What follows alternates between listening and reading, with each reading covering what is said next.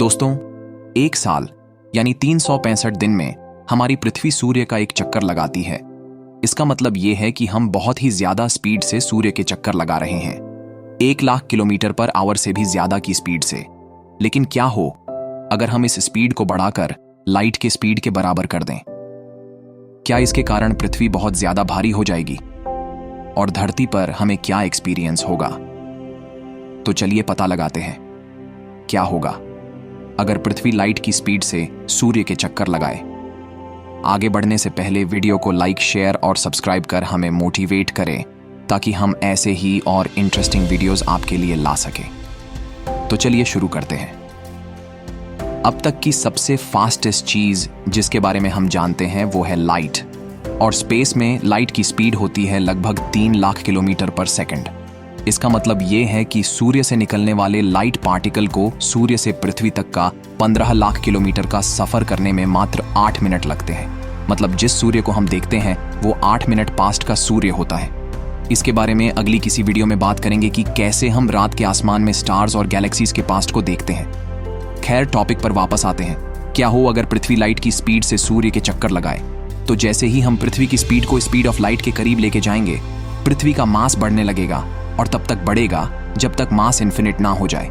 और इस इन्फिनिट मास को मूव कराने के लिए हमें जरूरत होगी इन्फिनिट अमाउंट ऑफ एनर्जी की, और ये करना तो पॉसिबल नहीं है। अभी पृथ्वी 30 किलोमीटर पर सेकंड की स्पीड से सूर्य के चक्कर लगा रही है। ये स्पीड भी बहुत ज्यादा है, लेकिन स्पीड ऑफ लाइट से सामने तो ये बकेट में पानी की एक बूंद के बराबर है। लेकिन अगर हम पृथ्वी की ऑर्बिटल स्पीड को 30 से 42 किलोमीटर पर सेकंड बढ़ा दें तो ये हमारे लिए बहुत ही डेंजरस होगा, क्योंकि इस स्पीड में पृथ्वी अपनी ऑर्बिटल एस्केप वेलोसिटी को अचीव कर लेगी और यह स्पीड पृथ्वी को सूर्य के ग्रेविटेशनल पुल से बाहर निकाल देगी।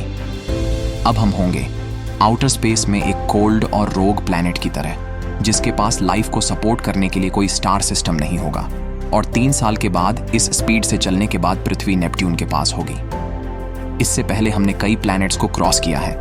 अगर हमारी किस्मत खराब रही तो पृथ्वी गैस जायंट जुपिटर में क्रैश भी हो सकती है। कुछ सेकंड्स के लिए यहां हमें जुपिटर का बेहतरीन व्यू देखने मिलेगा, लेकिन ज्यादा देर तक आप इसे एंजॉय नहीं कर पाएंगे, क्योंकि पृथ्वी और जुपिटर की टक्कर से बहुत भयानक परिणाम होंगे।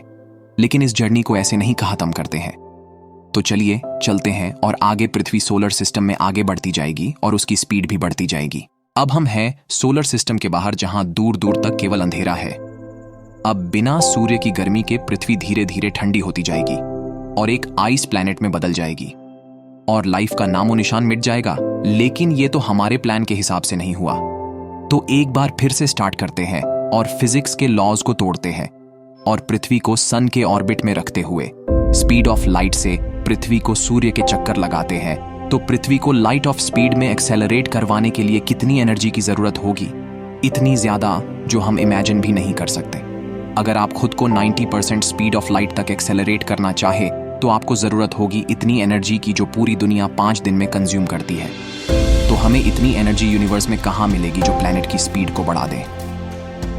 इसका जवाब है यूनिवर्स का बहुत ही रेयर और एक्सट्रीमली फास्ट स्टार, एक हाइपर वेलोसिटी स्टार। ये स्टार्स लाइट की स्पीड का 33% अचीव कर सकते हैं और हमारी पूरी गैलेक्सी में ऐसे लगभग 1000 स्टार्स हैं। और ऐसा है स्पेस के एक यूनिक इवेंट के कारण।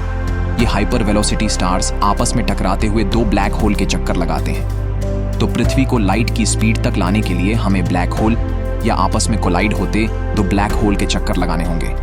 पृथ्वी पर स्पीड ऑफ लाइट हम वैसा ही फील करेंगे जैसा हम हॉलीवुड की साइंस फिक्शन मूवीज में देखते हैं। आपको रात के आसमान में कोई स्टार्स नहीं दिखाई देंगे और ये होगा डॉपलर इफेक्ट के कारण। साइंटिफिक भाषा में कहें तो लाइट की स्पीड से ट्रैवल करने पर स्टार्स की जो लाइट्स पृथ्वी तक आएगी उनकी फ्रीक्वेंसी बहुत ज्यादा होगी और विजिबल स्पेक्ट्रम से एक्स रे की रेंज में चली जाएगी।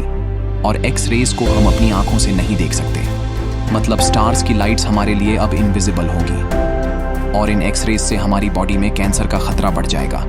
अभी पृथ्वी के वातावरण के कारण ये खतरनाक रेडिएशन हम तक नहीं पहुंच पाते हैं, लेकिन स्पीड ऑफ लाइट से ट्रैवल करने के कारण पृथ्वी की एयर शील्ड तबाह हो जाएगी और हमारे सांस लेने के लिए हवा ही नहीं होगी।